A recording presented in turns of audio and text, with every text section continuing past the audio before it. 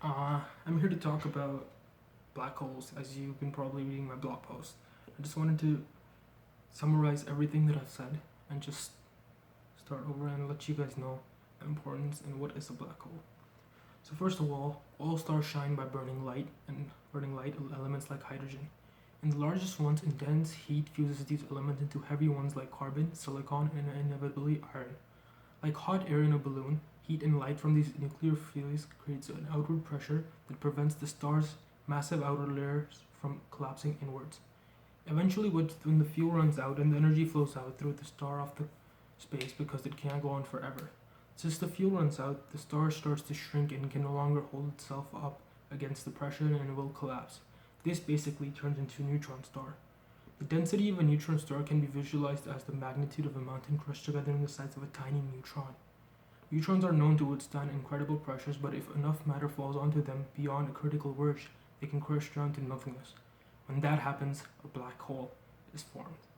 A black hole is a region of space and time which is both black and empty. This black hole, not even light can escape from it because gravity pulls the light back, and it's empty because the object or the system that collapsed to form it in the first place is shed away to nothing. Now, let's categorize black holes. Despite what people believe, black holes come in a wide range of sizes that can logically be placed into three main categories. The smallest is known as the primordial black hole. It basically means that a black hole the size of basically an atom, right? And the mass it contains is of a mass of basically Mount Everest.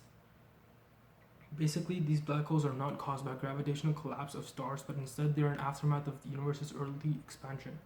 The second type of black hole has a minimum mass of about 3 times the sun's, and it might even get high as a dozen or more times the sun's, that being if the parent star was big enough.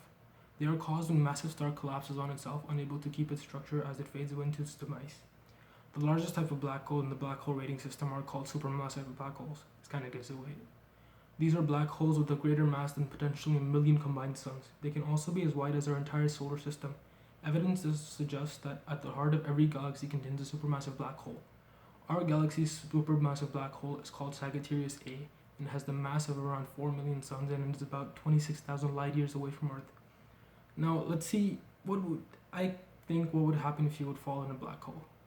For the sake of simplicity, let's jump into a simple black hole, one that doesn't have a charge and isn't moving. As we approach, the distortion of the sky grows greater and greater. A larger and larger portion of our field of view looking forward into the black hole will be filled with darkness.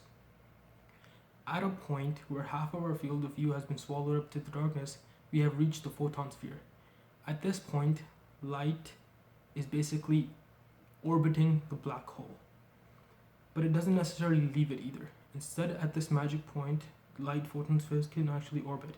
If you were to stop for a moment, and theoretically you could see the back of your own head because light would circle a black hole and you can see it back into your eyes. A gravitational field not only warps space but also warps time.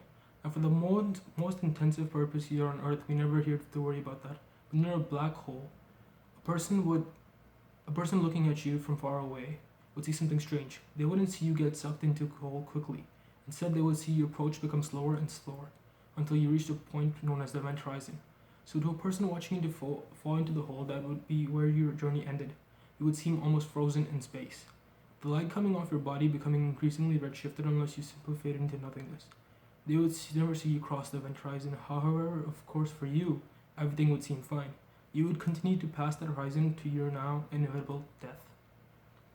As you continue to approach the black hole singularity, your view of the entire universe would get compressed into a smaller and smaller point in space behind you.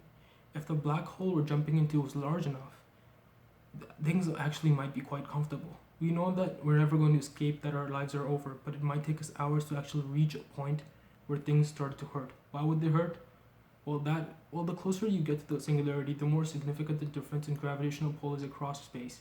And so parts of me and what are closer to the singularity would be more strongly than the parts we're facing away from the entire body would be stretched towards the singularity. The effect would be so incredible that scientists don't usually call it stretching, they call it spaghettification. Right? It's kind of funny. Perhaps they would completely disappear in violation of all the laws of physics, or maybe they would appear somewhere else in the universe. Now you'd say, why are black holes so important to us? We live here on Earth and nothing's in danger to our lives, right? Black holes, not only to us humans, but in context of the entire universe, are immensely significant. Black holes theoretically and practically have the power to indirectly create, sustain, and diminish anything in the universe, as much as we know. We say the phrase create and diminish because what that basically means is they can transform. By studying and analyzing black holes, will help develop the concept and perhaps the understanding of how the universe was born itself by gravitational singularities. Hence, black holes may even possess the deepest secrets of the universe and perhaps its beginning. One major secret that we have yet to unravel or witness are wormholes, but we can save that for another time perhaps. Black holes are an exquisite phenomena and once acquiring general knowledge about what they are and how they relate to the universe, we can determine that black holes give meaning to our species, gives perspective to our insignificant lives, when seen in context of the endless expansion of space and the universe. I just wanted to say thank you for listening to me, and hopefully by watching this video you gain some information and developed a better concept of black holes and what they actually are and what their significance is to our universe and to our lives. Thank you.